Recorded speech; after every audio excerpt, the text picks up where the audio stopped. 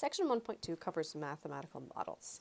In this section, we want to focus on three major things that we can do with these models. The first one of these is formulation. So that's where we take a situation we have and we think about how we can express that in terms of some sort of mathematical expression or some mathematical model. Once we have that model, we might want to manipulate it. So maybe we want to set it equal to some quantity. We can simplify it down and we'll sort of use our algebra to express it in a different way. And finally, once we have it in that nice simplified form, we want to evaluate it. So I want to figure out, what is the cost when I have a certain price or something like that, if we sell a certain quantity. So that's what we're going to look at for this. In particular, we're going to be focusing on these business-related models. So in this first video, we're going to look at cost, revenue, and profit. So we'll figure out how we can find those general expressions. And once we have those, we'll be able to talk about break-even quantities. In the next video, you'll see the discussion of supply and demand. And for supply and demand, we'll talk about both the equilibrium points. And we'll see how we can use those to get quadratic models for the revenue models. And then once we have a quadratic model, how we can get mins and maxes from that. So this section will be actually broken into 3 videos. So video 1, we'll see a discussion of cost, profit, and revenue. That's this video. In video 2, you'll see a discussion of supply and demand. And finally, we'll do some examples of all of these in video 3.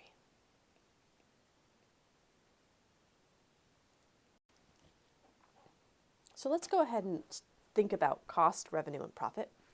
So let's say I want to start a company which is going to manufacture t-shirt quilts. So I need to think about my costs. And maybe this is going to be a pretty small company. We're going to run it out of our house. We don't have to do anything else. We just need a sewing machine to get us going. So I need to buy that sewing machine, but I only need to buy it once. I don't need to buy a new sewing machine for every single t-shirt quilt I'm going to make. So that's going to be just a one-time cost. So that's an example of a fixed cost. So a fixed cost is something that you just need to do once at the beginning, and then you'll be ready to go.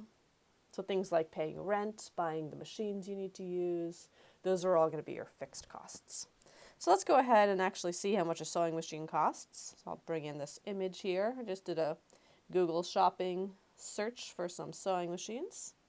And maybe we kind of go through, do our research, we decide that the sewing machine we want for our t-shirt quilt business is this one right here. So I'm going to spend about $1,600.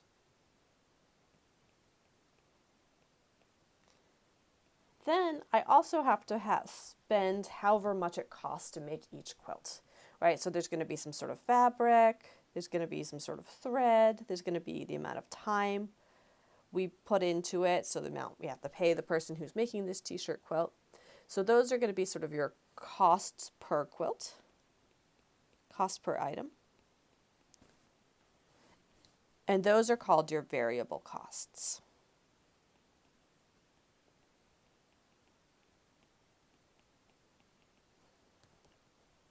So I have both my fixed costs and my variable costs. And maybe, let's say for this example, let's say that our variable costs are going to be $30 per quilt. So by the time we get all of the fabric we need for the backing, we get the thread, we buy the person's time, all of that, we've got $30 of variable costs per quilt. Okay, so now the question is, if I'm just going to make 3 quilts, or maybe if I'm going to make 5 quilts or 10 quilts, how much is it going to cost? So if I want to make 3 quilts total, then I'm going to still have to buy my sewing machine, so that's $1,600, plus 3 times the $30. So the fixed cost, that initial cost of $1,600, plus 3 times 30. If I want to make 5 quilts, let's use some notation here. So I'll say C, the cost of making 5 quilts, C of 5, is going to be, again, if I'm only making 5 total, I still have to buy that sewing machine. And then I have 5 times 30. Maybe we actually want to do these out. This is 1,690.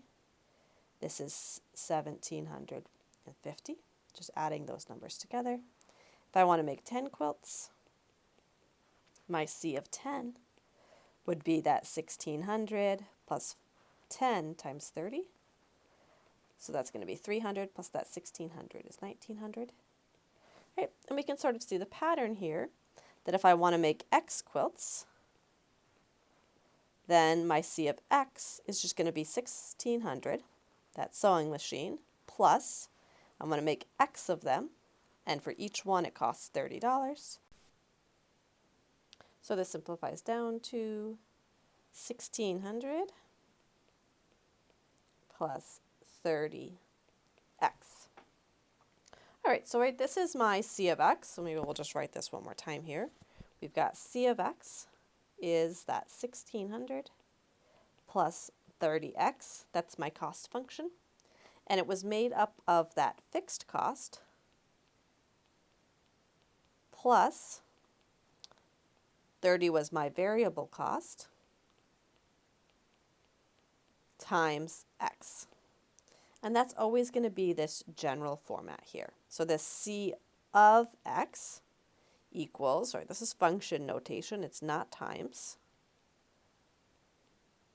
And over here, this is actually times multiplication. So be careful with that. So that C of x is equal to the fixed cost plus the variable cost times x. Okay, so then what's the revenue? Let's say I'm going to sell them for $40.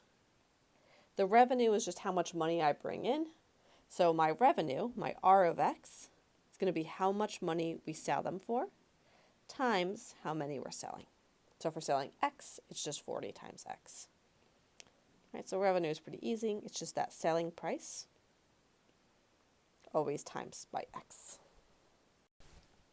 So we have our cost and our revenue from the previous slide. My cost function was C of x is equal to 1600 plus 30x, and my revenue function, R of x, is 40x, and I want to know the profit.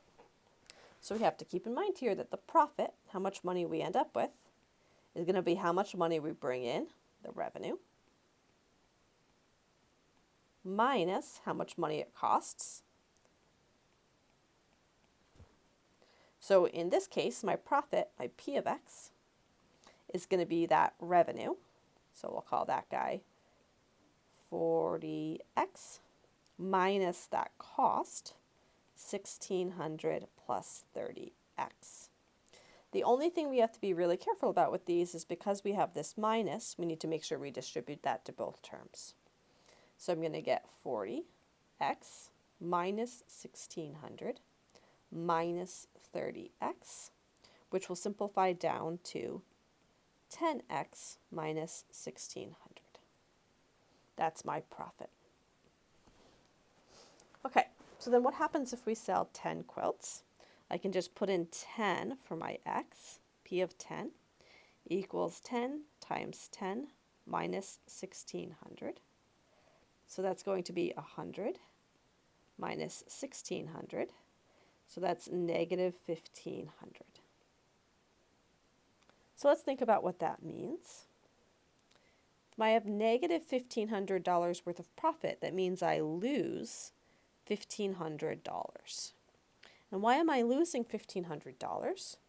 Well, I sold 10 quilts, right? My revenue would have been $400. My cost, though, would have been $300 for the materials plus the original $1,600 that I got. So if it cost $30 to make each one, and I'm only selling them for $40, I'm making $10 worth of profit per t-shirt, but I need to make up for that individual that original $1,600 that I spent. So I've only made up 10 times 10, I've only made up 100 of that dollars, so I've still lost $1,500. So the natural question that follows is, how much should we actually sell if we don't want to lose money anymore? Right, so if I don't want to lose money, well, I want my profit to be exactly equal to 0. So I'm no longer negative profit. I'm not necessarily making money yet.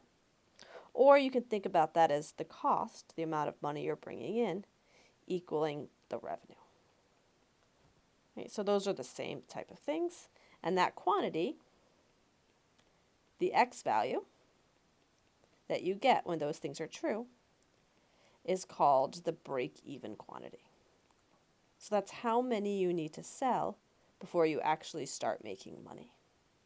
So let's try that here.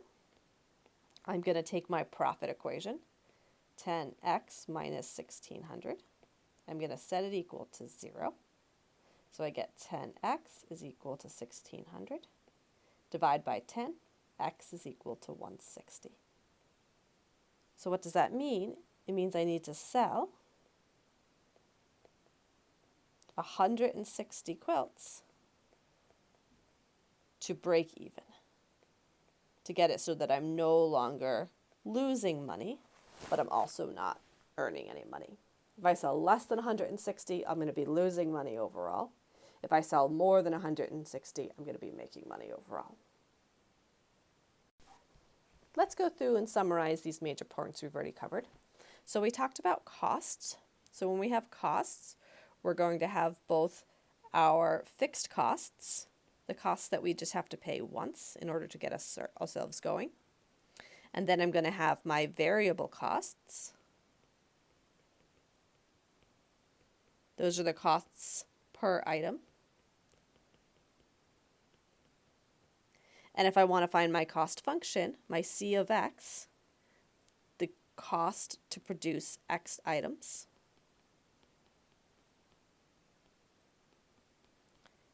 that's always going to equal whatever those fixed costs are, plus those variable costs times X.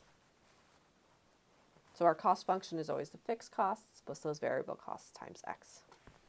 Our revenue function, that's a little bit easier.